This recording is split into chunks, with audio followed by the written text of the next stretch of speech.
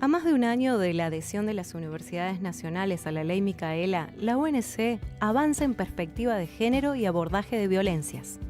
Esta ley está dirigida a todas las personas que se desempeñan en la administración pública. Plantea la formación obligatoria en temáticas de género y prevención de violencias hacia mujeres e identidades diversas. ¿Qué pasó a lo largo del año pasado?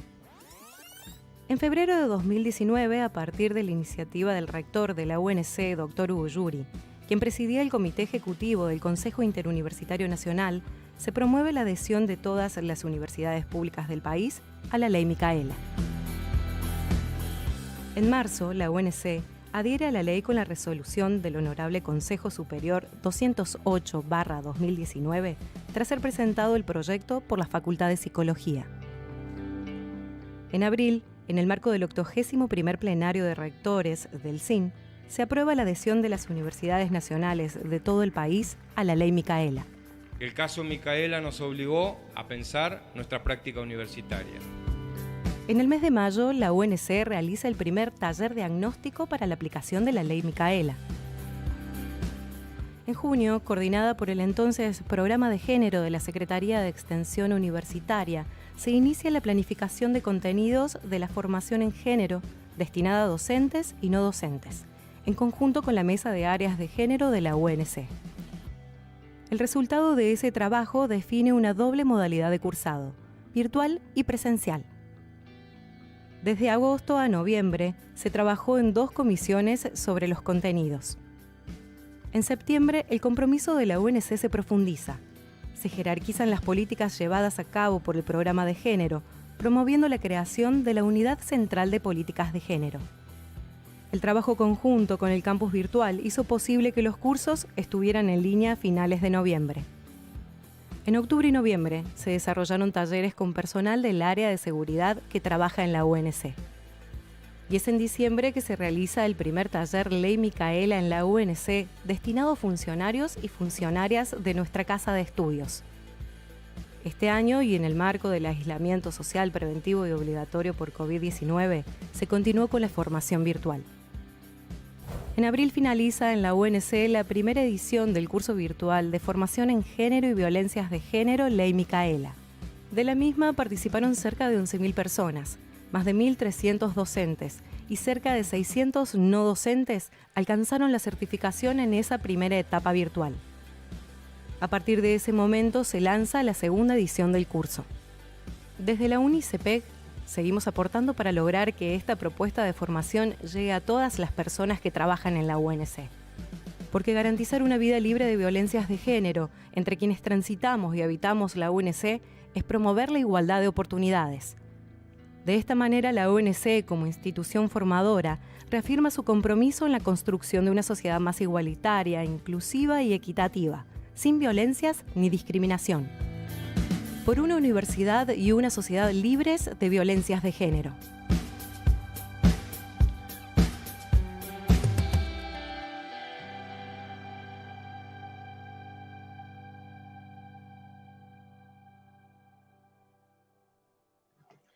Muy buenas tardes a quienes hoy nos acompañan en este segundo encuentro del año en el marco del ciclo Ley Micaela en la Universidad Nacional de Córdoba, donde dialogaremos sobre género y discapacidad, comunicación inclusiva para revertir desigualdades. Desde la Unidad Central de Políticas de Género saludamos a quienes hoy nos están acompañando y a toda la comunidad universitaria que se suma a esta transmisión. Como así también le damos la bienvenida a la audiencia que está siguiendo este evento por el canal de YouTube de la UNC. Nos parece importante recordarles que el Honorable Consejo Superior Universitario adhirió a esta ley nacional en el año 2019. Esta norma lleva el nombre de Micaela García, una joven víctima de femicidio. Su agresor había sido liberado un poco tiempo antes por una evaluación carente de perspectiva de género que menospreció su peligrosidad. Entre los objetivos de esta ley se establece la capacitación obligatoria en temáticas de género y violencia contra las mujeres e identidades no heteronormativas para todas las personas que se desempeñan en la función pública en todos sus niveles y jerarquías. Por esta razón, la universidad se ha propuesto fundamentalmente, por un lado, establecer un programa de formación obligatoria en la temática de género y violencias contra las mujeres e identidades diversas, que está dirigido a autoridades, personal docente, docentes de formación y no docentes. Y además, promover la transformación cultural, fomentando la igualdad de derechos y la erradicación de las violencias de género en el ámbito universitario. Es en este marco que se inscriben los encuentros que venimos realizando con la participación de las doctoras Marcela Lagarde y de los Ríos, Diana Mafía, la magíster Natalia Gerardi, especialista de reconocida trayectoria a nivel nacional e internacional, y espacios y conversatorios como el que hoy vamos a tener lugar de ofrecerles, aportando a la construcción de una sociedad más equitativa, más igualitaria, más justa. Repasamos entonces estas actividades que hemos estado proponiéndoles, que se iniciaron a partir de la implementación de la ley Micaela, y a continuación queremos invitar a la coordinadora de la Unidad Central de Políticas de Género, que es desde donde se lleva adelante la implementación de la ley Micaela, desde donde se impulsan los distintos programas, las consejerías en derechos sexuales y no reproductivos, la escuela itinerante de género, el espacio de masculinidades, es desde donde se coordina el espacio para estudiantes por la no violencia de género y también desde donde producimos el ciclo radial y televisivo Mujeres que Mueven el Mundo. Actualmente puede verse y escucharse por los medios de los SRT. Vamos a presentarla entonces a Analía, que es una de las responsables de coordinar también el plan de acciones y herramientas para prevenir, atender y sancionar las violencias de género en el ámbito universitario. Con ustedes entonces, la licenciada profesora Analía Barrio Nuevo. Muchas gracias, Pate. Buenas tardes. Le doy la bienvenida a todas las personas que nos acompañan el día de hoy en nombre de la Universidad Nacional de Córdoba. Para la universidad pública es imprescindible facilitar estos espacios de intercambio de saberes y experiencias que favorezcan la construcción de conocimientos en diálogo con la comunidad. Hemos asumido el año pasado el compromiso de implementar la ley Micaela en nuestra querida universidad y por eso seguimos invitando a realizar los cursos virtuales que están disponibles en nuestro campus virtual. Estos están destinados a docentes, no docentes, autoridades, funcionarios y funcionarias. A su vez, están disponibles también cursos para estudiantes y público en general, con el propósito de brindar una formación introductoria en género y recursos que permitan pensar estrategias para el abordaje de las violencias.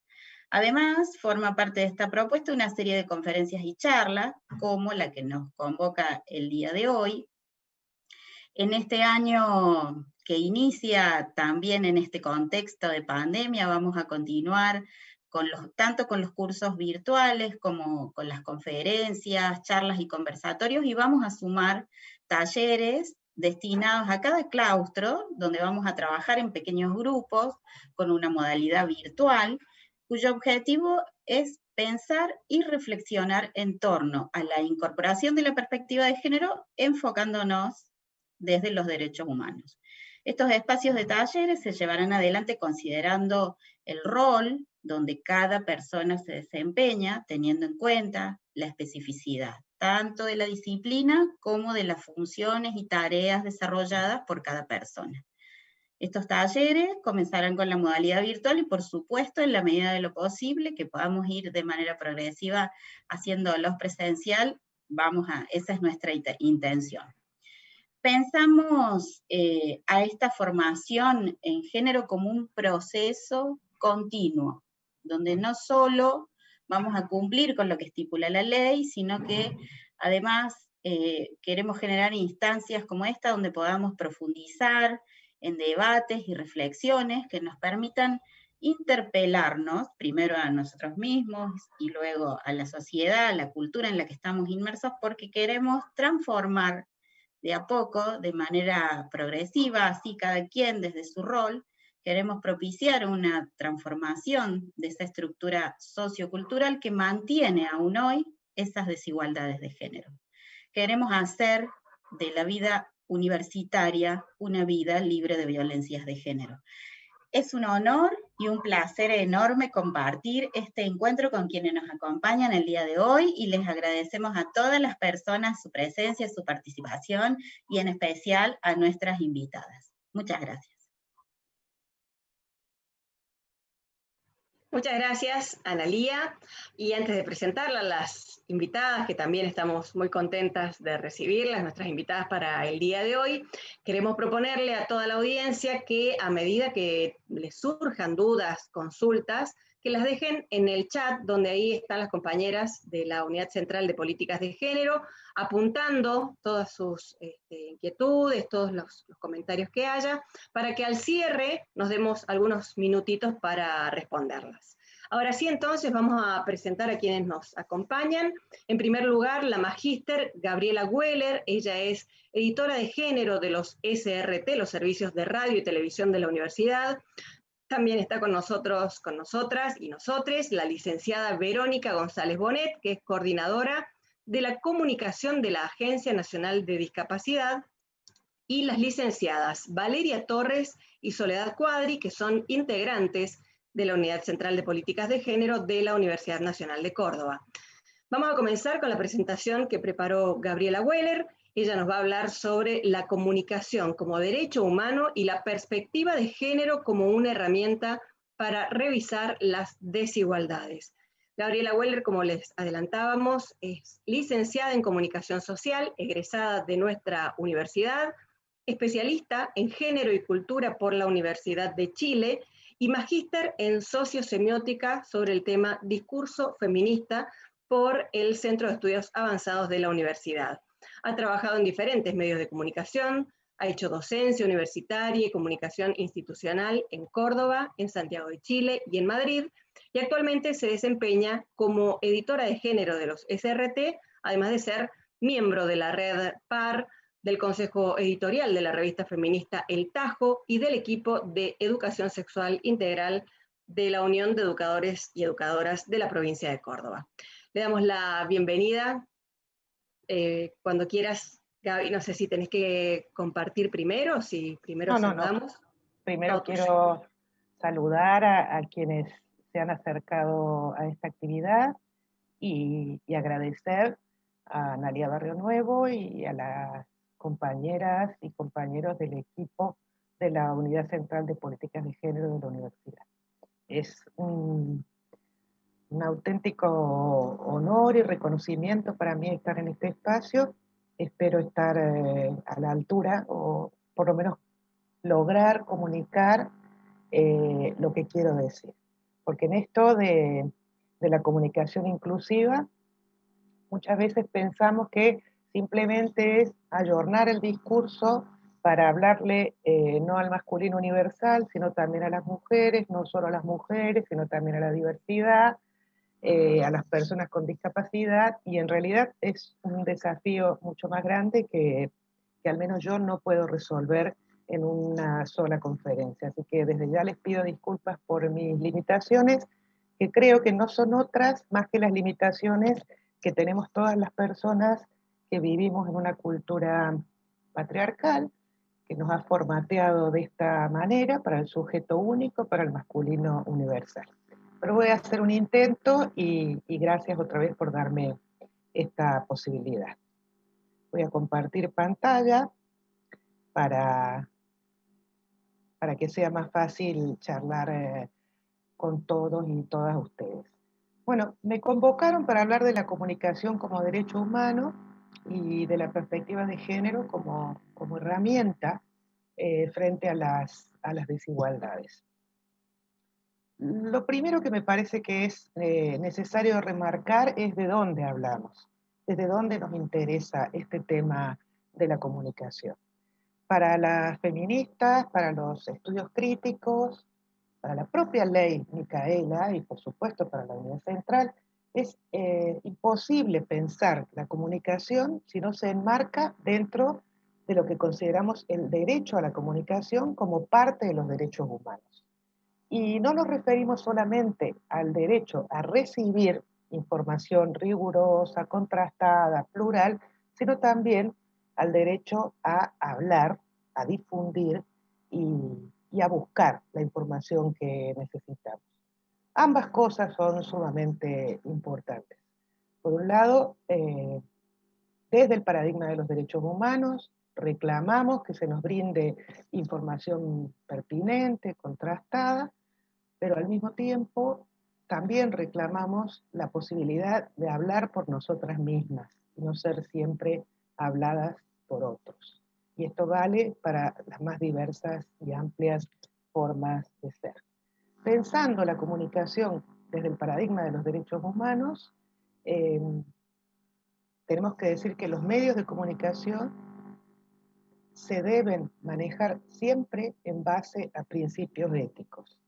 Y esto que suena tan abstracto, esto de la ética, que parece que nos queda tan lejos, que está tan vacío de contenido, en realidad tiene que ver otra vez con el espacio público y con los derechos humanos. No importa, o importa relativamente, cuál es la propiedad del medio de comunicación en cuestión. Los medios de comunicación, por definición, se mueven en un ecosistema público, están usando el espacio público, en muchos casos lo están usando con mucho rédito económico, pero no deja de ser público. Y en ese sentido es el ámbito en el que todos, todas, todes tenemos derecho a ejercer nuestra ciudadanía y a que se respeten nuestros derechos. ¿Por qué decimos que los derechos de las mujeres y de la diversidad son derechos humanos? Lo decimos porque lo pensamos, ese paradigma del que les hablaba recientemente, pero también porque hay una serie de leyes y de tratados internacionales que ha suscrito nuestro país y que tienen carácter de ley que respaldan esta concepción de los derechos de las mujeres y de la diversidad como derechos humanos. Por supuesto que la ley de servicios de comunicación y audiovisual, las leyes que tienen que ver específicamente con la protección, erradicación y sanción de la violencia hacia las mujeres, la ley de identidad de género, la ley de los derechos a la comunicación de las personas con discapacidad, etc. Digamos que hay todo un cuerpo legal que no casualmente se ha constituido como tal, que es el resultado de la lucha de los colectivos en cuestión para poder convertir estas reivindicaciones en ley, que respaldan lo que queremos y aquello por lo que estamos luchando. Y quería recordar en particular, porque viene al caso de la conferencia que nos convoca, el artículo 3N de la Ley de Servicios de Comunicación Audiovisual, que está vigente, y eso es algo que tenemos que reivindicar, porque más allá de que hayan sido derogados algunos artículos, esto está vigente, que es el derecho de acceso a la información y a los contenidos de todos los medios de las personas con discapacidad. Y bueno, no me quiero meter mucho en este tema porque no soy una especialista, está Verónica para hablarles de ellos, pero quedémonos con este concepto de personas con discapacidad, porque en una de esas es una problemática mucho más inclusiva de lo que en principio consideramos.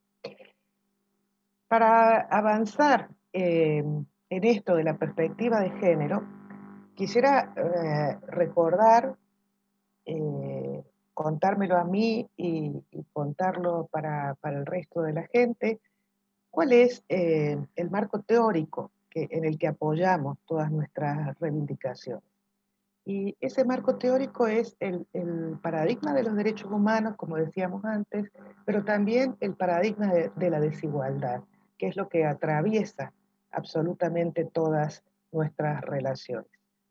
Los estudios críticos, y en particular con el aporte del feminismo y los estudios de género, han identificado una serie de conceptos que constituyen la base sobre la cual se pone en práctica este paradigma de la desigualdad.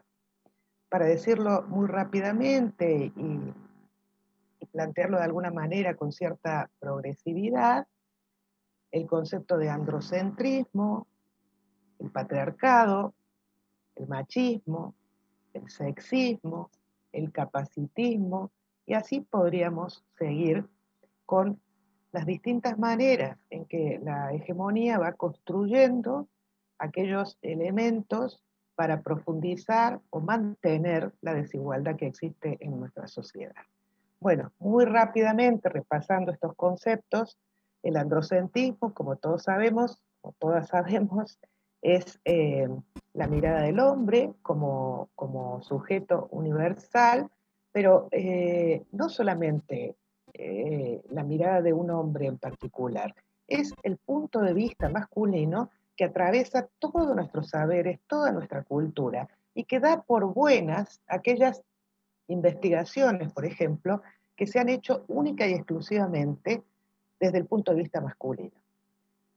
Yo estaba pensando en ejemplos, porque creí que iba a tener más tiempo, y hay muchísimos, pero les recuerdo algunos que me parecen muy significativos. Es efecto del androcentrismo, de este patrón masculino, como universal, como lo que explica todas las cosas, que, por ejemplo, todas las personas crean que saben identificar cuáles son los síntomas de un infarto, ¿no? Todas pensamos que si una persona que está cerca nuestra le duele mucho el pecho, se tira al suelo, bueno, pues es muy probable que esté sufriendo un infarto. Esos son efectivamente los síntomas del infarto de un hombre, pero no son los mismos síntomas de infarto que tenemos las mujeres. Sin embargo, hemos sido formateadas, porque así se han hecho las investigaciones, para pensar que esos son los síntomas del infarto de la humanidad, y no son iguales en los hombres que en las mujeres, ¿no?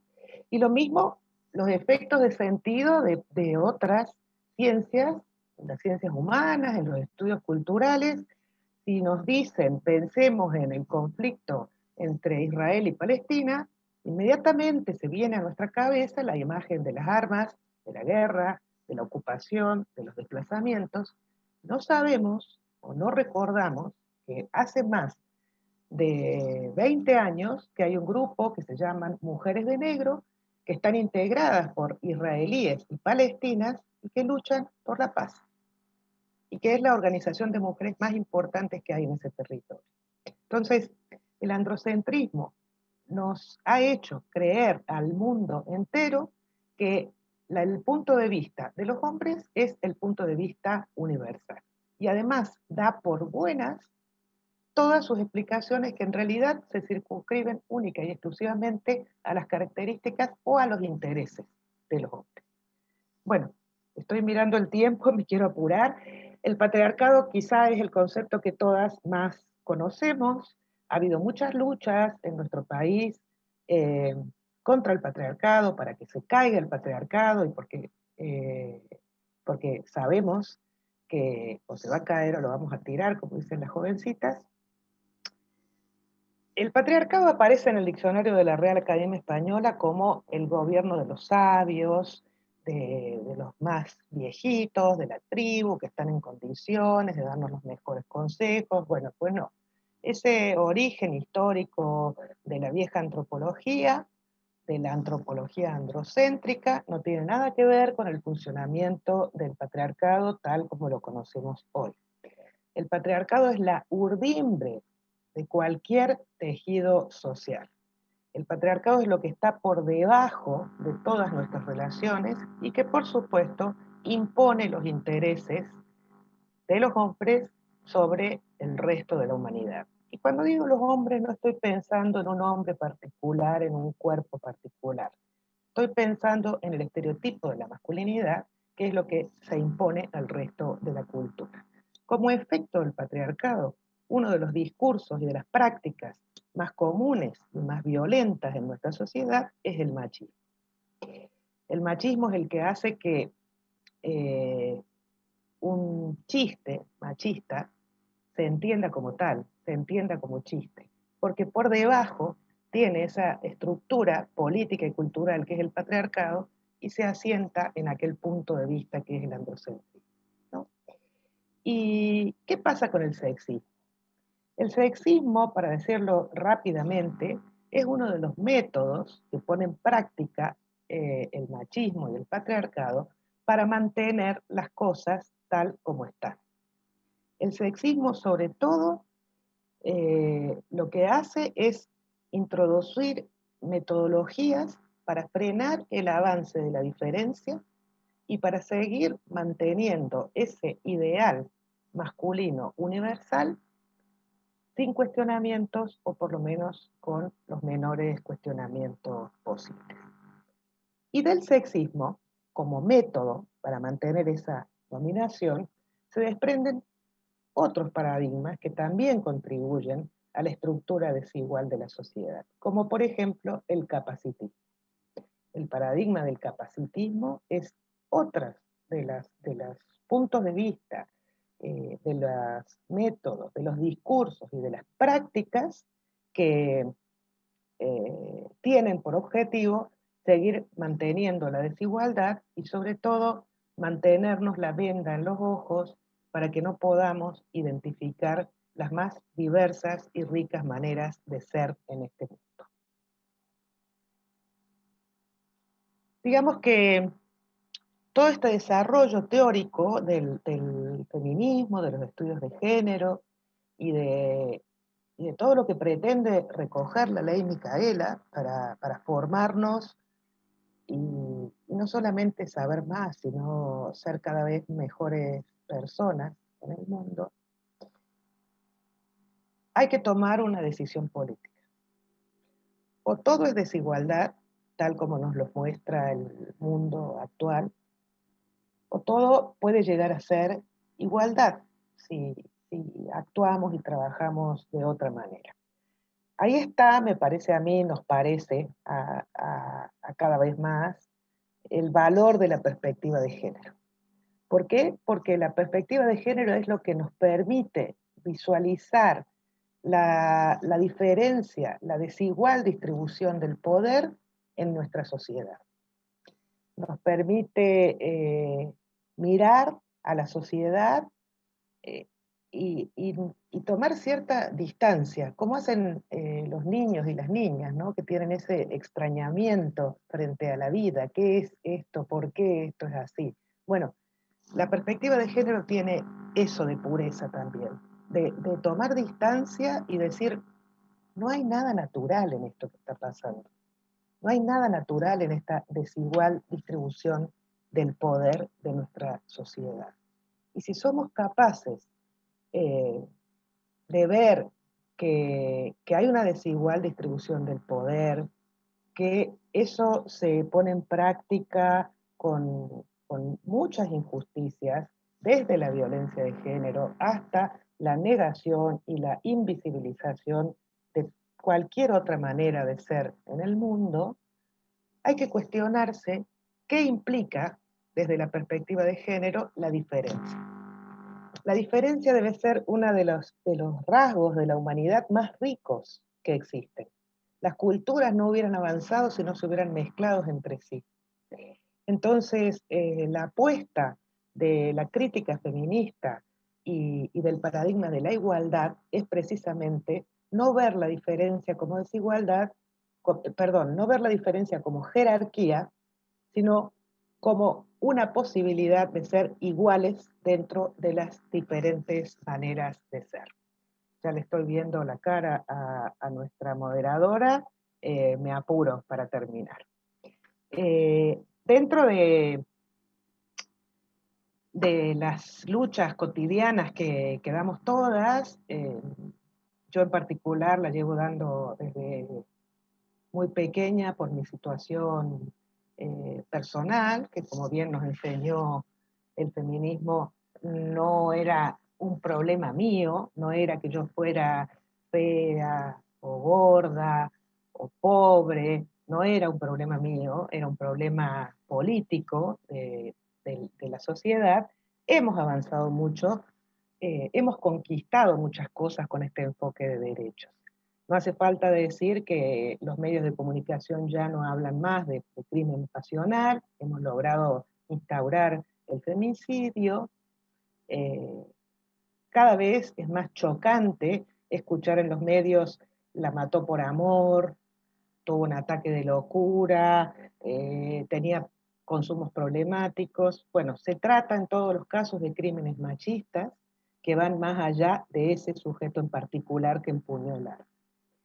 Y hay que hacer grandes esfuerzos todavía, pero se ha avanzado, para dejar de ver a las mujeres como víctimas, para dejar de ver a la diversidad como víctimas, y pensar que en este sistema tan injusto y tan violento, en realidad somos sobrevivientes, que lejos de considerarnos débiles, eh, es importante mostrarnos como empoderadas, mostrando las cosas que hacemos y que hacemos muy bien, y los lugares que poco a poco vamos conquistando gracias a asumir ese poder que tenemos. Entonces es importante que los medios dejen de mostrar la supuesta debilidad o incapacidad para mostrarnos como lo que somos, sujetos de derecho, personas con sujetos de derecho, independientemente de la manera en la que vivamos nuestro mundo. Bueno, dicho muy rápidamente, creo que he cumplido con el tiempo. Les agradezco muchísimo a todas y a todos haberme permitido la posibilidad de ofrecerles estas ideas. Muchas gracias, Gabriel. Acá estamos sorteando algunas dificultades tecnológicas. Si notan alguna improlijidad, ya cambié de cámara, pero bueno, seguimos acá conectadas. Y ahora también recordarles a quienes estén participando en el canal de YouTube que pueden ir dejando las preguntas allí en el chat. Así, una vez que finalicen las exposiciones de las invitadas y de nuestras compañeras de esta casa, nos vamos a tomar esos minutos para dialogar, para responder con esas inquietudes. A continuación vamos a presentar a Verónica González Bonet, quien nos va a hablar sobre medios y discapacidad, cómo construir medios que sean inclusivos y que valoren la diversidad. Verónica es licenciada en informática y periodista, diplomada en periodismo de género y en criminalística y criminología, también con especialización en políticas públicas para la igualdad en América Latina, de Flaxo y Claxo. Durante 10 años fue columnista y realizó informes especiales sobre género, discapacidad y derechos humanos en el noticiero de la TV Pública Argentina.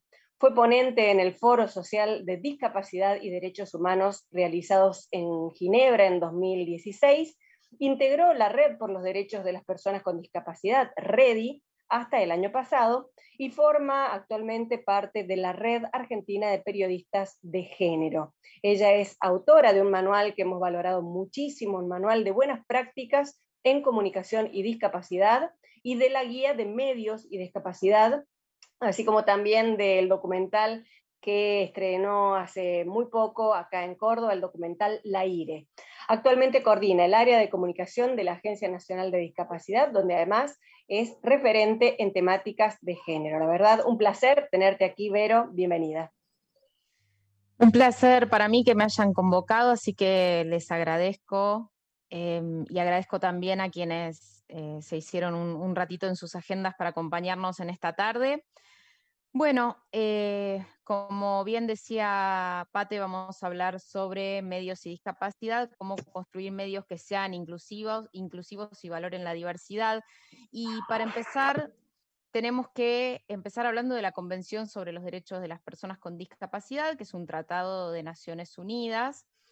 En este tratado están plasmados los derechos políticos, económicos, sociales y culturales de las personas con discapacidad, que ya los teníamos en tanto personas, pero que fue necesario que haya un tratado que los explicite. Este tratado fue elaborado con gran participación de las personas con discapacidad y organizaciones de personas con discapacidad, y se basa en el modelo social de la discapacidad, que lucha cuerpo a cuerpo con el modelo médico que aún lamentablemente no está erradicado. El modelo social lo que establece es que la persona con discapacidad se relaciona con un entorno que normalmente coloca barreras que impiden la participación plena y efectiva en la sociedad en igualdad de condiciones con las demás personas a quienes tenemos algún déficit, ¿sí? Ya sea intelectual, mental, físico o sensorial. Es decir, se corre el eje, digamos, ya la discapacidad no es una cuestión personal que tenemos las personas, sino que es en relación con un entorno que cumple un rol activo. En este sentido, la Convención tiene perspectiva de género, uno de los principios es la igualdad entre el hombre y la mujer, y señala algunas cuestiones específicas en el caso de las mujeres con discapacidad que más adelante les voy a contar. Ahora, yo hablaba de inclusión. ¿Qué es la inclusión? Porque la inclusión es una palabra linda que utilizamos todos. Ahora, ¿qué decimos cuando hablamos de inclusión? Cuando hablamos de inclusión no es lo mismo que cuando hablamos de integración. Cuando hablamos de integración hablamos de que una persona se incorpora a un entorno que ya está establecido, que no va a realizar cambios para que esa persona se incorpore, ¿sí? Es decir, la que se adapta es la persona que se integra al lugar. Un ejemplo muy claro es la escuela. Nosotros decimos, bueno, es una escuela que integra, sí, integra, entonces va el chico con su maestra integradora, la maestra integradora le adapta los contenidos y el chico estudia, y la maestra integradora se relaciona con el chico muchas veces, incluso muchísimo más que la maestra de grado. Ahora, cuando hablamos de inclusión, hablamos de que los entornos sean receptivos, y no sean receptivos en términos de tolerancia hacia el otro, sean receptivos en términos de adaptarse, sean receptivos y hagan las modificaciones que hay que hacer para que la persona se incorpore en ese entorno. Las modificaciones de todo, las modificaciones edilicias, las modificaciones en cuanto al acceso a la información, etc. En lo referente al acceso a la información, la Convención tiene el artículo 9 que habla sobre accesibilidad, que es amplio, habla de accesibilidad a los entornos, habla de la necesidad de construir legislación que establezca pisos mínimos respecto de cuestiones de accesibilidad, habla del acceso a los medios de comunicación, que los medios sean accesibles, habla de las condiciones que debe reunir la información accesible. El artículo 8 habla específicamente de concientización, ¿sí? Comentario al margen, la Convención habla de las obligaciones de los estados, ¿sí? De los estados en su conjunto. También en el artículo 10 se habla de las situaciones de emergencia, recontra oportuno el artículo 10 en estos momentos, y de la necesidad de que se produzca información accesible para las personas con discapacidad. Y el artículo 21 habla de la necesidad de que las personas con discapacidad podamos recibir, recabar, producir y transmitir información, ¿sí? Un poco en línea con lo que comentaba Gaby anteriormente. ¿Qué tenemos que tener en cuenta cuando trabajamos temas de discapacidad? El lenguaje. Se dice persona con discapacidad.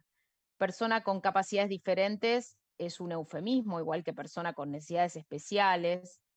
Tampoco se utiliza la discapacidad como una antítesis de la normalidad, digo, que es normal, ¿no? En este punto. Tampoco se utiliza discapacitado, porque cuando decimos persona con discapacidad, primero está la persona, y por otro lado, la discapacidad es un concepto que evoluciona y que se construye también en relación con una sociedad y con un contexto que es dinámico. Entonces, cuando uno dice discapacitado, está adjetivando y es una cuestión estática. Tampoco se dice no vidente, la persona que no ve es una persona ciega, porque el vidente es el que ve más allá, y entonces cualquiera que no tenga esa capacidad sería no vidente.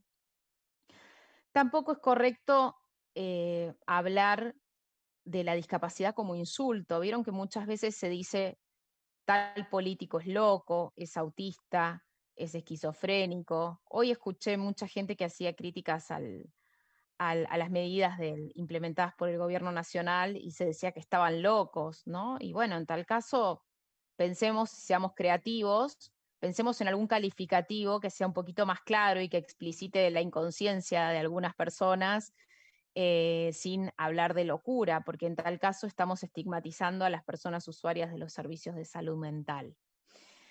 Si trabajamos en un contenido periodístico, es importante que hagamos investigación, que brindemos información, que escuchemos a las personas con discapacidad. Y algo muy importante cuando nos relacionamos con personas con discapacidad es no presuponer en términos de la capacidad de la persona con discapacidad, porque muchas veces se cree que la persona que no tiene discapacidad puede emitir un juicio de valor sobre qué es lo que quienes tenemos discapacidad podemos o no hacer. Y ese es un problema muy serio porque puede condicionar profundamente nuestra vida, ¿no? Ese análisis tan sesgado que puede darse muchas veces. Cuando hablo de medidas de accesibilidad, hablo de que haya lengua de señas argentina, que haya subtítulos. Digo, ¿por qué las dos cosas? Porque muchas personas sordas prefieren la lengua de señas argentina porque es la lengua natural de las personas sordas. No todos manejan los subtítulos, porque muchas personas no tienen esa velocidad de lectura o a veces ese entendimiento del lenguaje escrito, ¿no? Porque sabemos que la lengua de señas tiene una estructura gramatical muy diferente al español.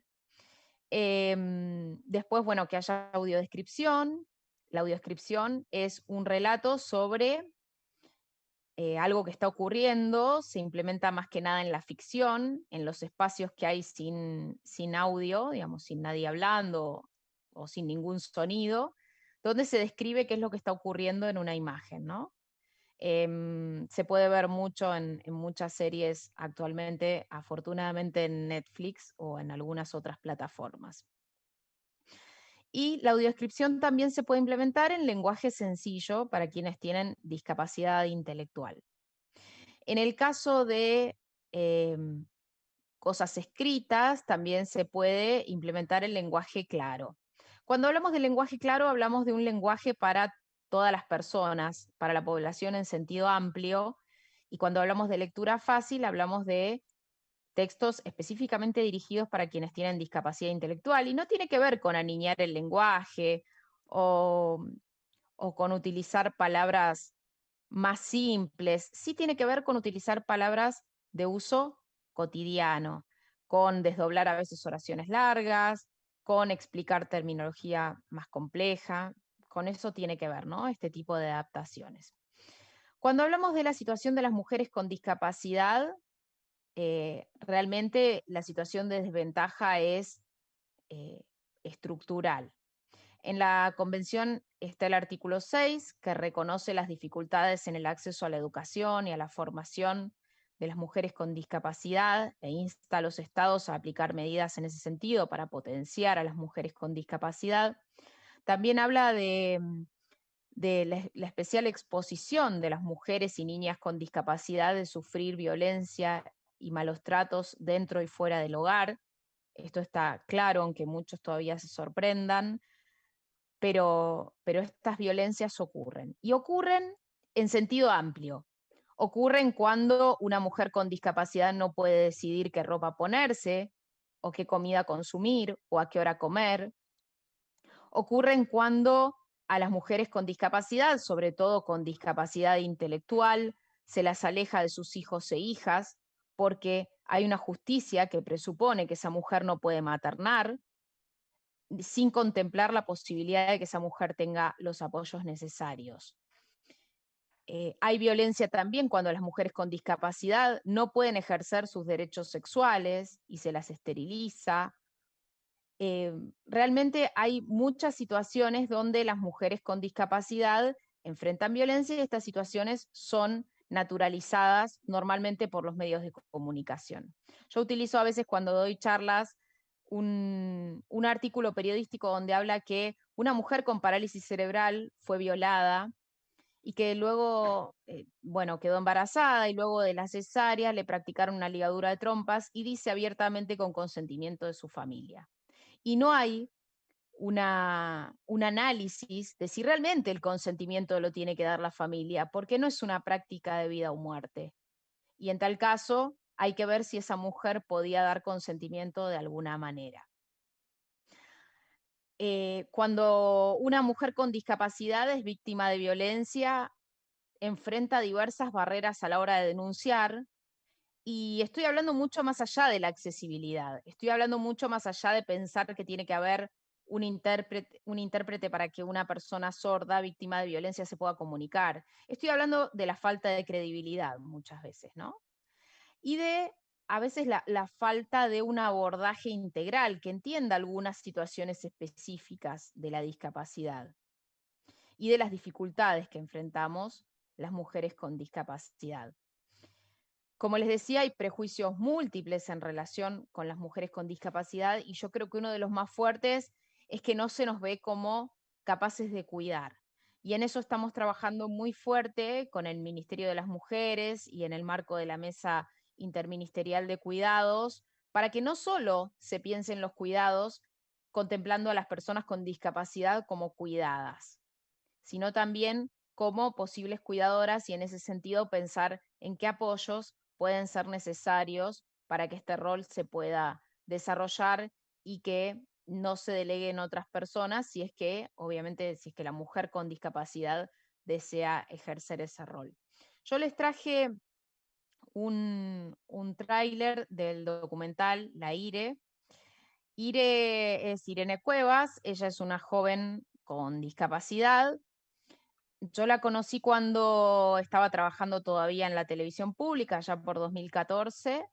Había ido a hacer un curso sobre el Sistema Interamericano de Protección de Derechos Humanos y cuando volví de hacer ese curso, la mamá de Irene se contactó conmigo para decirme que su obra social, APROS, no cumplía con las medidas que ella necesitaba, con los apoyos y medidas de accesibilidad que ella necesitaba para poder estudiar.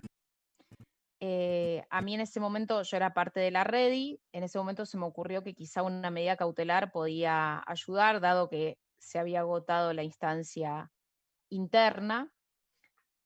Bueno, se presentó la medida cautelar, acompañamos ese caso, la medida cautelar resultó favorable, pero todavía la familia sigue peleando porque se cumpla con ese derecho de ella a una educación inclusiva. Ella estudia en la escuela secundaria y, y bueno, ella necesita múltiples apoyos porque ella es una joven que está en silla de ruedas, tiene disminución visual, disminución auditiva y no habla. Ella se comunica utilizando una tablet y bueno, y unos teclados de conceptos en los que ella señala. Ella necesita apoyo para moverse en la cama, para taparse, para expresarse, para todo. Así que bueno, les dejo el tráiler. El documental no sabemos todavía por qué plataforma se va a emitir. Estamos ahí, está viendo la gente de Ready en realidad porque yo ya no pertenezco a la organización y bueno, y trabajo en Andis, entonces no quiero mezclar las cosas, pero bueno, la gente de Ready está viendo a ver si logramos que se emita por alguna de las plataformas y bueno, los mantendremos al tanto de eso. Pero bueno, les dejo el tráiler porque me parece un ejemplo de comunicación, ¿no? Porque uno puede pensar que esta joven con tantas dificultades no puede comunicarse o no puede estudiar, no puede desarrollarse, y la verdad que sí puede, le presta las carpetas a los compañeros, tiene notas excelentes, así que para mí, la verdad que conocerla y compartir con ella el tiempo que compartimos para la filmación fue un aprendizaje enorme y bueno, quería compartírselos. ¿Ponemos el video? Irene Cuevas es una joven con discapacidad que estudia en la Escuela Normal de Altagracia el bachillerato con orientación en ciencias sociales. Su obra social, APROS, incumplió sistemáticamente su obligación de brindarle las prestaciones necesarias. La Comisión Interamericana de Derechos Humanos dictó una medida cautelar que ordena al Estado argentino garantizarle los apoyos necesarios para su inclusión socioeducativa. Irene es una niña o una adolescente de personalidad súper fuerte, súper decidida y con una claridad mental muy grande. Es fuertísima, sabe lo que quiere y pelea contra viento y marea, contra eso. Esa picardía que tiene todo chico, ella la tiene y la caracteriza y ella lo sabe. A ver, decirle con la cámara. Hola. Irene es una persona de un corazón muy abierto y profundo. Ella cala hondo en todas sus relaciones. Una persona amorosa, emocionalmente saludable. Ella decide con quién estar y con quién compartir la vida. Una persona simple, poderosa.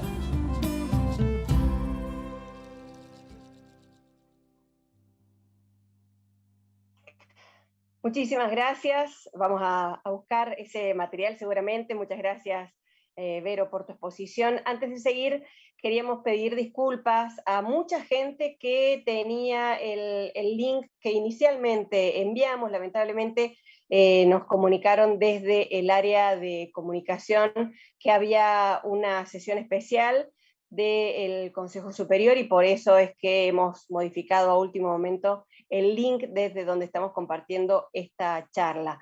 Así que les recomendamos que busquen nuevamente esta conferencia que queda grabada en el canal de YouTube para volver a disfrutar de todo lo que hemos estado compartiendo, tanto con Gabriela como con Verónica. Y también recordarles que pueden dejarnos allí sus consultas, sus inquietudes, sus aportes a través del canal de YouTube de la universidad, donde estamos en este momento. Vamos a seguir entonces con las compañeras de la Unidad Central de Políticas de Género. Allí están Vale Torres y Sole Cuadri, así que les damos la palabra a ellas. Hola, ¿cómo les va? Buenas tardes. Bueno, yo soy Sole Cuadri. ¿Vale? Soy Vale Torres. Bueno, Ambas somos trabajamos en el área de comunicación de la unidad. No sé quién va a pasar la presentación. Yo paso la presentación. Bueno, queríamos contarles un poco la experiencia que estamos llevando adelante desde la Unidad Central de Políticas de Género.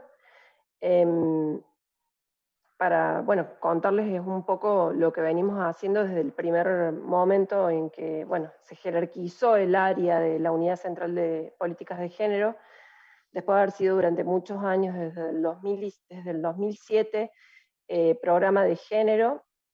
Cuando en el año 2019 pasamos a ser Unidad Central, generamos junto a Valeria Torres este espacio donde nos proponemos trabajar desde una perspectiva de género y accesibilidad.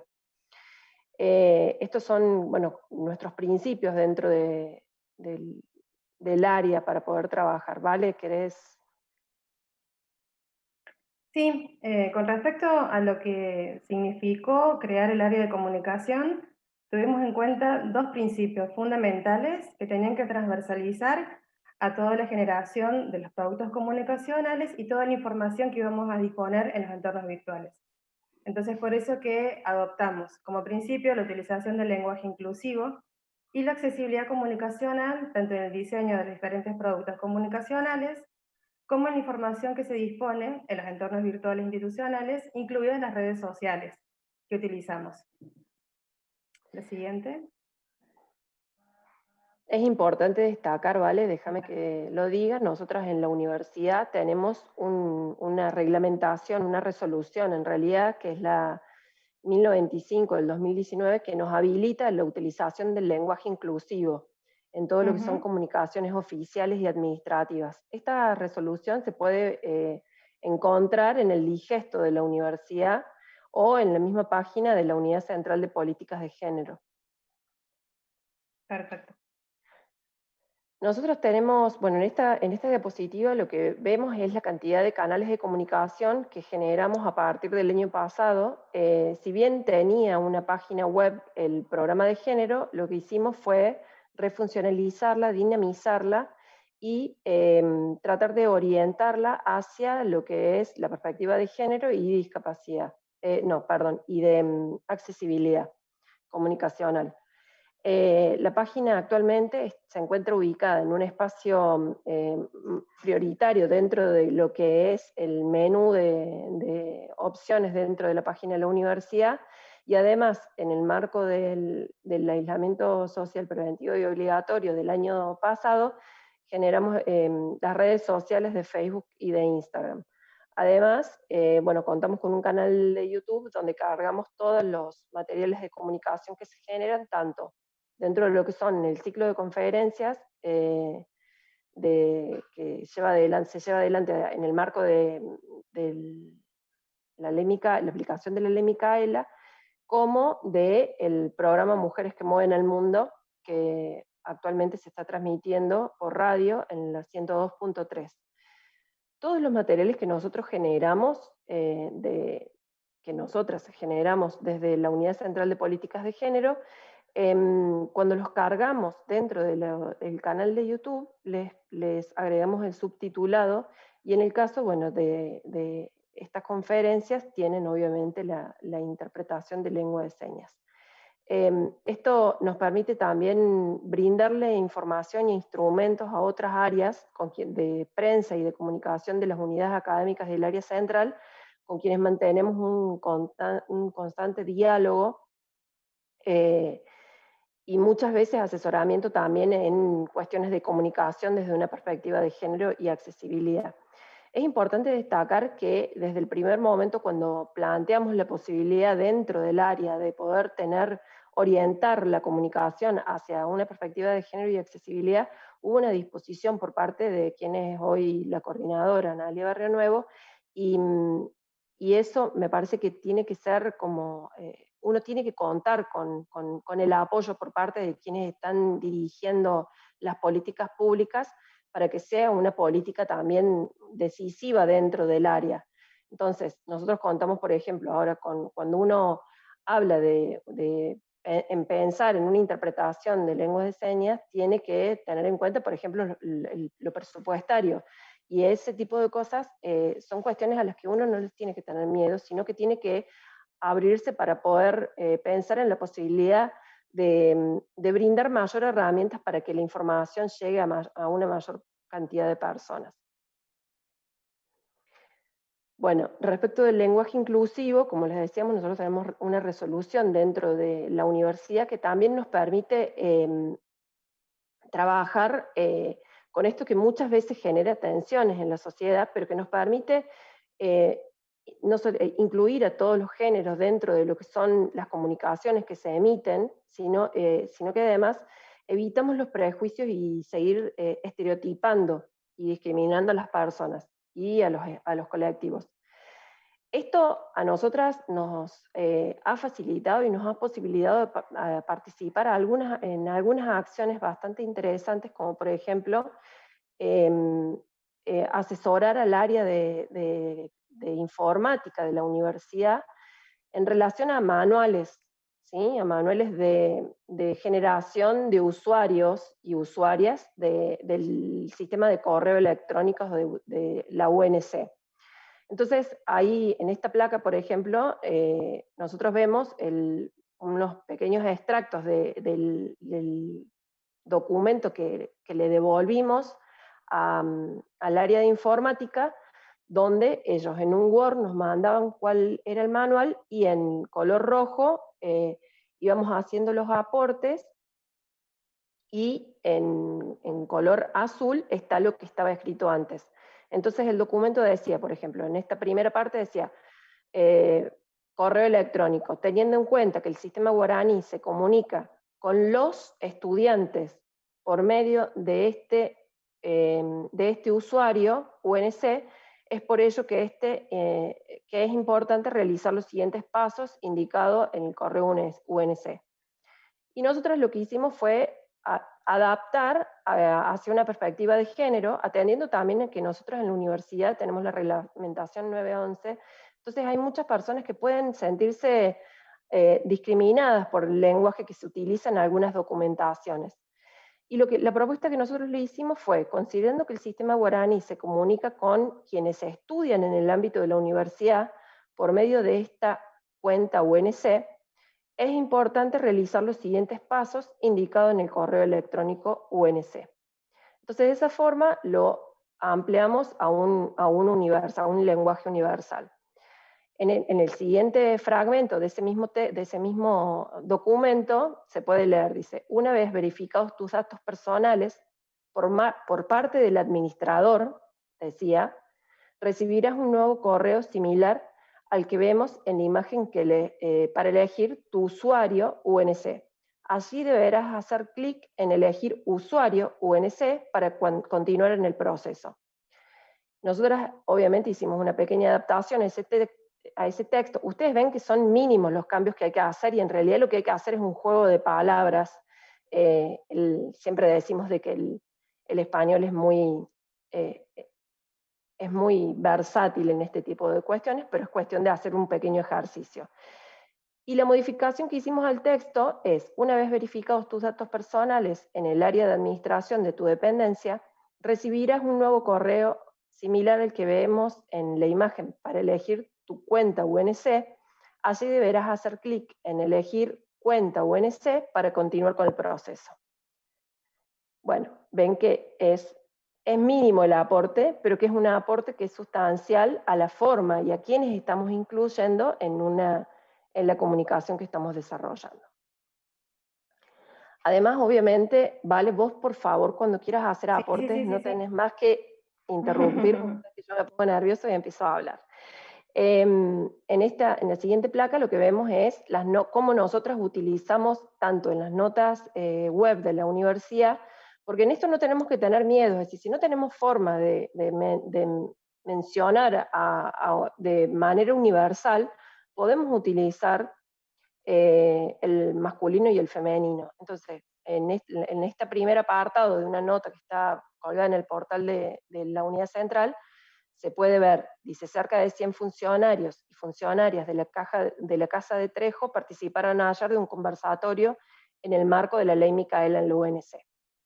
Lo mismo que en el caso de los informes y las presentaciones que hacemos desde el área, tenemos en cuenta lo mismo. Si tenemos universales, como estudiantes, docentes, no docentes, los utilizamos, pero si tenemos graduados, ponemos graduados y graduadas. No les tenemos miedo a la barra, a utilizarla. Y es una de las recomendaciones que generalmente hacemos a las áreas de prensa, de comunicación con las que interactuamos, y también a los equipos que generan materiales de información. ¿Vale? Bien. Ahí, la que sigue, bueno. Cuando hablamos de accesibilidad, estamos haciendo alusión a un fenómeno que es complejo y que abarca varias dimensiones. Es decir, que además de lo que se conoce generalmente como lo que es la accesibilidad edilicia y urbana, también involucra otras dimensiones que tienen que ver como la accesibilidad jurídica, la accesibilidad académica, y en este caso lo que estamos ahora por comentarles es referido a qué entendemos por lo que es accesibilidad comunicacional. ¿Qué es accesibilidad comunicacional? Es un requisito básico, una condición que deben cumplir todas las comunicaciones para que cualquier persona, independientemente de las particularidades, sean estas lingüísticas, culturales, biofísica, pueda ejercer el derecho de acceder de manera autónoma y oportuna a la información y a la comunicación. Es decir, que su acceso no dependa de la ayuda de otra persona. En ese sentido es fundamental aplicar diferentes pautas para que la información sea accesible y que permita que cualquier persona pueda acceder.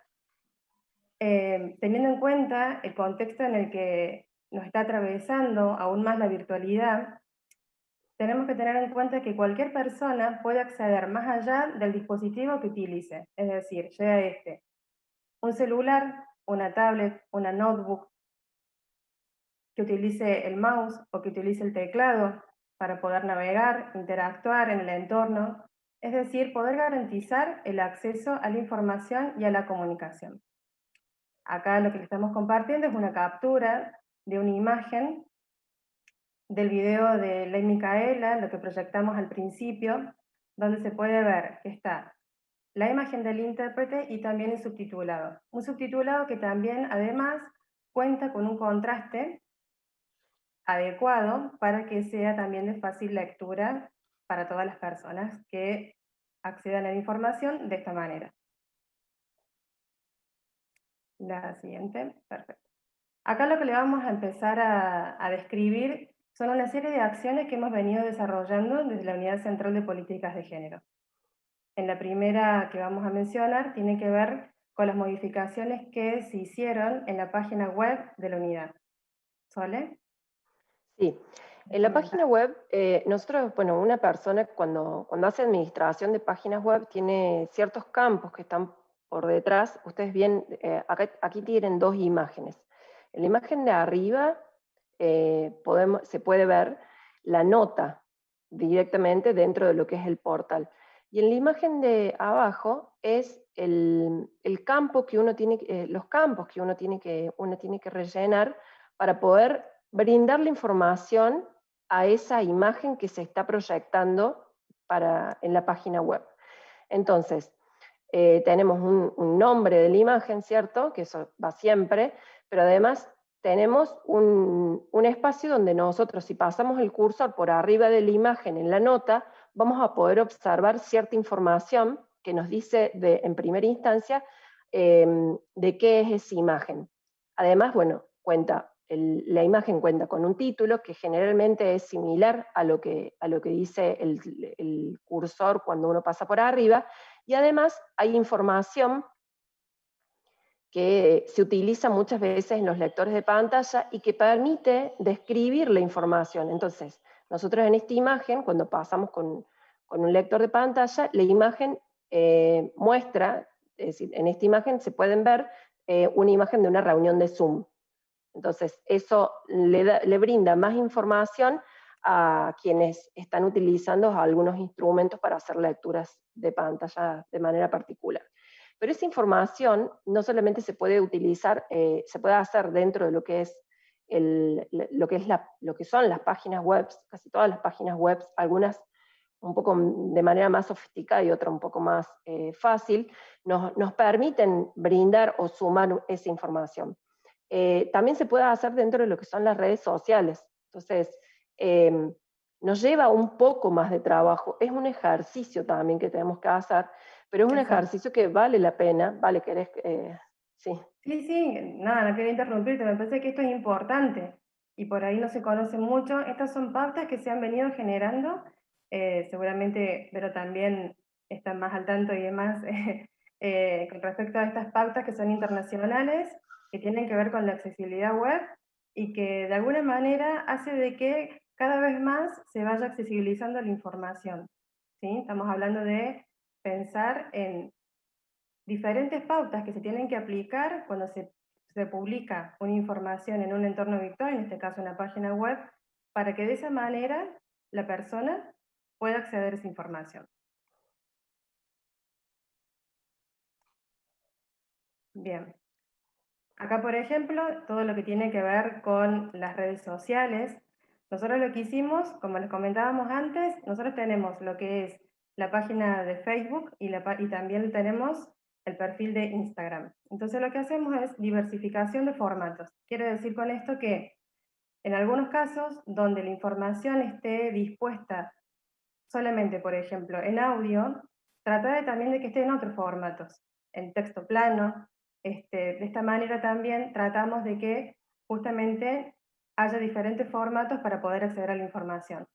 También lo que hacemos, todo lo que tiene que ver con las publicaciones que hacemos en las redes, las fotografías o los flyers, tengan texto alternativo. A esta parte, desde hace mucho tiempo que se vienen como cada vez hay más mejoras en todo lo relacionado a la accesibilidad, tanto en Facebook como Instagram. Lo que es importante también tener en cuenta es que si bien el texto alternativo muchas veces se genera de manera automática, hay que revisarlo, porque a veces justamente hacer automático no es tan fiel a la información que se dispone en la imagen. Entonces por eso que hacemos esa revisión. Y también otra cosa que también es importante es el diseño de las placas con contraste, justamente pensando en las personas con baja visión. Acá justamente lo que estamos compartiendo es una captura como ejemplo de un video que se realizó en coordinación con los estudiantes que estudiantes por la no violencia de género en la ONC. Es un video de que no tenía sonido y que nosotros lo que hicimos fue hacer al pie del video, hacer lo que vendría a ser el contenido del video. Por una parte la descripción, que son estudiantes donde están sosteniendo carteles manuscritos con diferentes frases. Y esas frases las transcribimos al pie del video, ¿sí? Entonces, de esta manera, estamos de alguna manera generando mayor accesibilidad a los contenidos que se generan. Sí, es importante también, bueno, yo he aprendido mucho, Valeria es una gran docente también, entonces he ido aprendiendo mucho en todo lo que es la parte de diseño, y las recomendaciones que hay en relación a la cantidad de contenido que sumamos nosotros en las placas cuando diseñamos. Entonces, que que sea poco el contenido en texto dentro de eso, y dentro de cada una de las placas, y además el tema del contraste, que también es una cuestión importante a tener en cuenta. Sí. Bueno, y en lo que refiere a los informes, más allá de que nosotros utilizamos los canales de comunicación como era el de sitio web o las redes sociales, también generamos informes. Estos informes, por lo general, también se difunden, circulan. Entonces, lo que hicimos es implementar pautas para que esos informes puedan ser accesibles para las personas usuarias del lector de pantalla. ¿Qué nos referimos con esto? Cada una de las imágenes, de los gráficos, de las fotografías, tienen texto alternativo. Por otra parte, también trabajamos con estilo, ¿sí?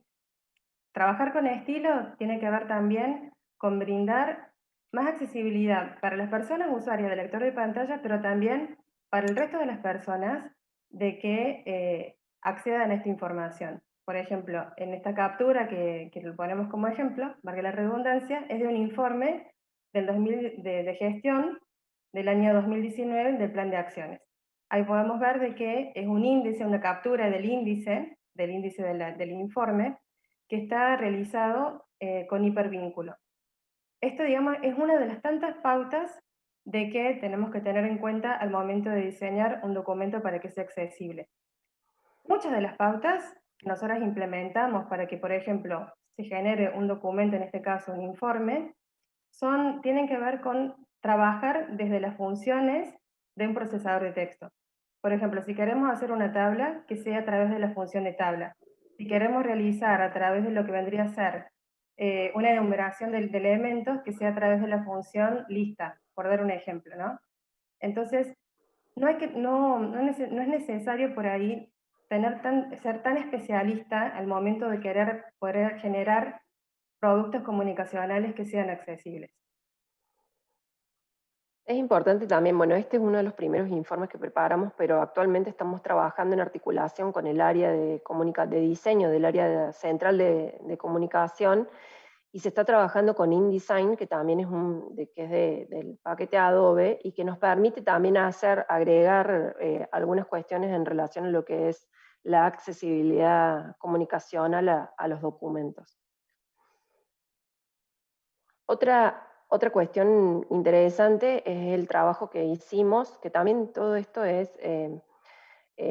son objetivos que nos proponemos dentro de lo que es la formación en género de los cursos virtuales obligatorios en el marco de la Ley Micaela. Nosotros ya habíamos trabajado un poco con el tema del lenguaje inclusivo en la primera y en la segunda edición, pero a partir de la tercera edición hicimos un control.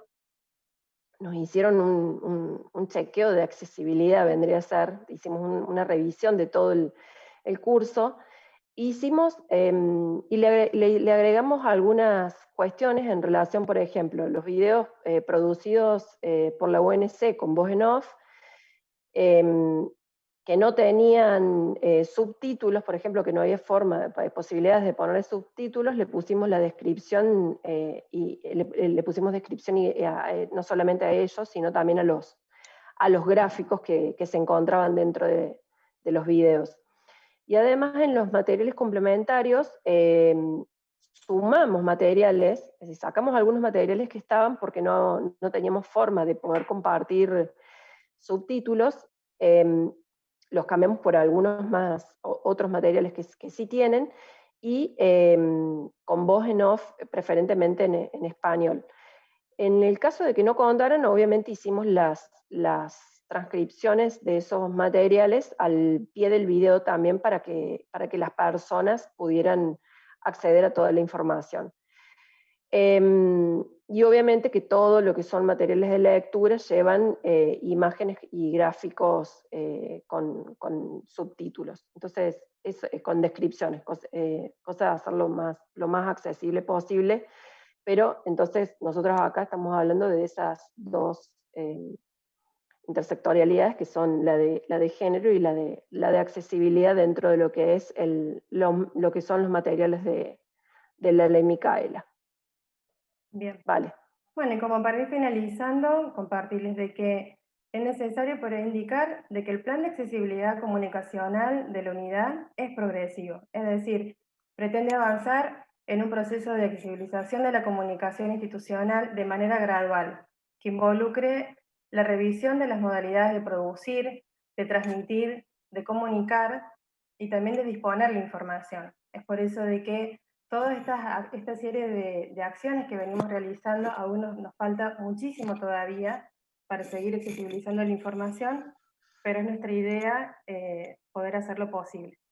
En ese marco, en lo que refiere al diseño de las publicaciones digitales, se va a respetar también las pautas que les mencionábamos antes y también recordar de que esas pautas internacionales, en Argentina hay una ley nacional que es la 26.653, donde refiere a la accesibilidad de la información en las páginas web de Argentina.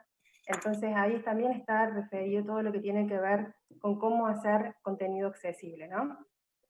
Y por otra parte, nos parece necesario remarcar, que ya estuvimos hablando a lo largo de toda nuestra exposición, la importancia del rol de las personas que son las responsables de la comunicación, ¿sí?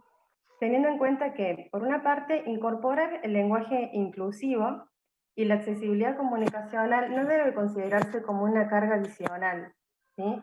Sino que debe ser una tarea que es transversal a todas sus funciones. Eso me parece que es importante porque muchas veces cuando proponemos de que las diferentes comunicaciones sean accesibles, que tengan lenguaje inclusivo, pareciera de que quizás lo están tomando como una tarea, como una carga, como una tarea que es anexa, que solamente se hace cuando se pide, y en realidad nos parece fundamental de que no debería ser así, sino que tendría que ser una tarea que debieran asumir todas las personas que son responsables de la comunicación. Y también en ese sentido, considerar que es fundamental la articulación con las áreas de género y también la formación continua. Bueno, muchísimas gracias y obviamente les dejamos la página web es unc.edu.ar/género y en Facebook y en Instagram nos encuentran como unicgp.unc, así que bueno, para que nos sigan. Buenísimo, buenísimo. Muchas gracias. Felicitaciones por el trabajo, el arduo trabajo que vienen haciendo esta dupla tremenda. Ahora vamos a compartir algunas de las preguntas que está dejando la audiencia. Antes, recordarles, insistirles en que se está transmitiendo a través del canal de YouTube de la universidad y que queda disponible para que puedan volver a disfrutarla, la pueden compartir, multiplicar, como todos los materiales que se producen en el marco de la Unidad Central de Políticas de Género. Y a quienes son docentes, no docentes, funcionarios, funcionarias, les recordamos que deben registrar su asistencia en la conferencia para, de esta manera, poder acreditar la participación en el marco de la formación Ley Micaela en la UNC. En caso de que no puedan ver en vivo la conferencia, este formulario va a seguir activo para que lo completen una vez que puedan ver el video.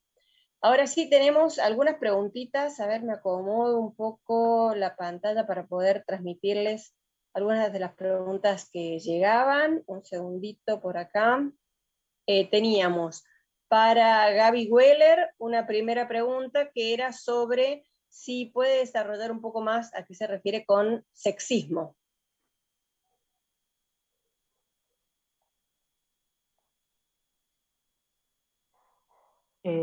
Vamos respondiendo de a una, ¿no? ¿Sí? Esa es la metodología. Sí, hemos seleccionado una pregunta para cada una porque habría muchas más, pero para tener el tiempo de que todas se explayen un poquito. A ver, teóricamente el sexismo tiene que ver con la metodología, con los métodos que se utilizan en los distintos ámbitos sociales para mantener la subordinación. Digamos que si hacemos una comparación entre el machismo y el sexismo, el contar un chiste machista puede provocar risa en el otro y no necesariamente el que cuenta el chiste o quien lo está escuchando está imbuido de esta ideología sexista. En el sexismo hay una cierta voluntad, hay una, no digamos una conciencia total, pero sí que hay una cierta voluntad de, retomando lo que decían las compañeras recién en cuanto al tremendo esfuerzo que están haciendo en la unidad central para utilizar el lenguaje inclusivo. Hay una decisión política de no caer en el sexismo, de no reproducir estereotipos. El sexismo se manifiesta como una metodología para mantener esta subordinación de las mujeres, de la diversidad, de lo otro, en base a estos métodos como el lenguaje excluyente, como la ideología. No sé si con esto respondo. Bien, perfecto, es para mucho más, pero te agradecemos la brevedad, así podemos dar lugar a otras consultas. Vos habías mencionado también en alguna parte la palabra capacitismo, pero le vamos a pedir a Vero que nos hable un poco más de a qué nos referimos con capacitismo.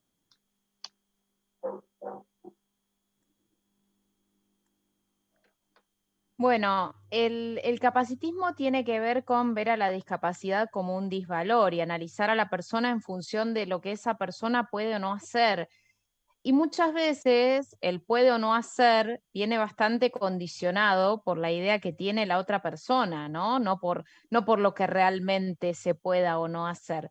Y también cuando pensamos en este puede o no hacer, o en la capacidad de hacer, tenemos que pensar en lo importante de medidas de apoyo, ajustes razonables y accesibilidad para que eso ocurra, ¿no? Porque si nosotros pensamos en una igualdad lisa y llana y no en una igualdad de oportunidades, es complejo, porque probablemente yo un montón de cosas no las pueda hacer sin contar con la tecnología asistiva necesaria, ¿no?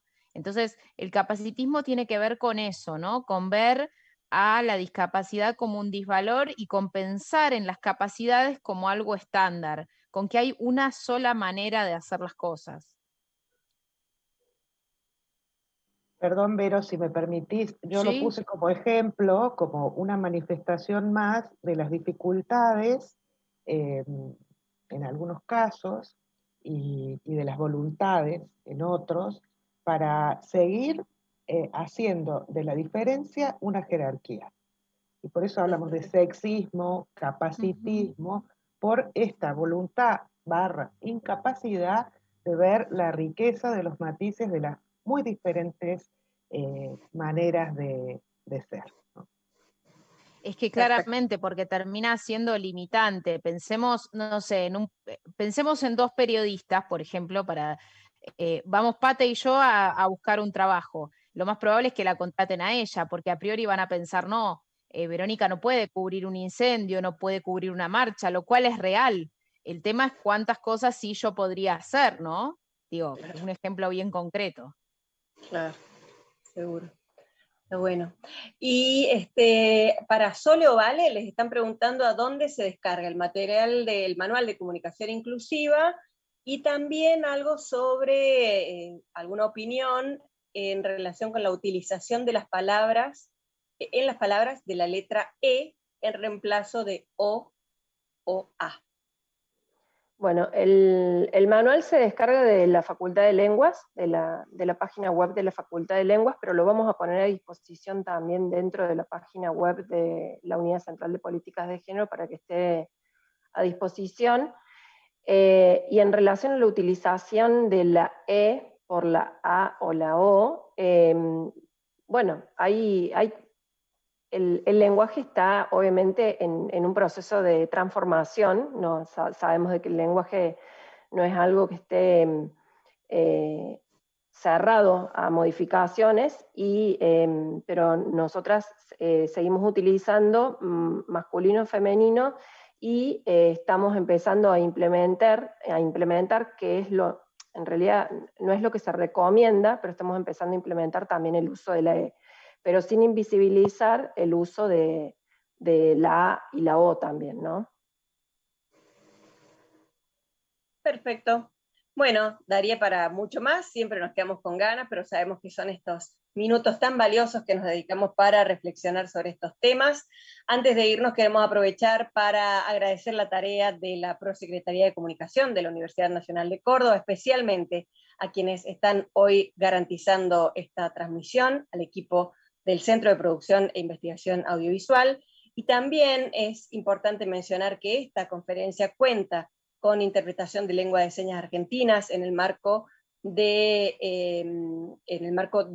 todas estas políticas de accesibilidad que está asumiendo la unidad central. Para ello hoy nos acompañaron a lo largo de toda la actividad Janina Torres Vila y Micaela Oyola, para ellas también un gran agradecimiento.